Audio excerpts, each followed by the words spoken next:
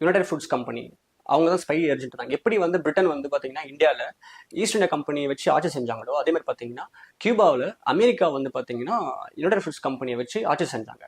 So அப்போ Fidel Castro என்ன நினைக்கிறாருன்னா, கியூபால இனி வாழ்ந்தது போல ஏழ்மை போல இனிமே எப்பவுமே இருக்கக்கூடாது அப்படின்னு நினைக்கிறாரு. ஸோ அதுக்கு பார்த்தீங்கன்னா அதுக்கு ஒரே வழி பார்த்தீங்கன்னா பட்டிஸ்டா கவர்மெண்ட் அடிக்கணும், அமெரிக்காவோட ஆட்சியை வந்து அப்புறப்படுத்தி மக்களுக்கு தெரியப்படுத்தும். அதுவரை பார்த்தீங்கன்னா ஃபிடல் காஸ்ட்ரோ வந்து ஆத்தோட கட்சியிலேருந்து ஒரு உறுப்பினராக தான் இருந்தார். அதுக்கப்புறம் நான் வந்து அந்த கட்சியை விட்டு அவர் விலகுறாரு.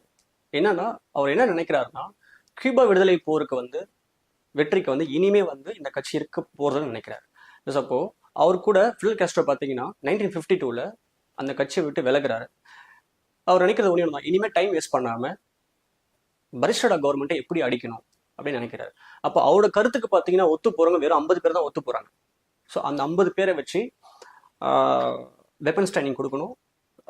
இவங்களை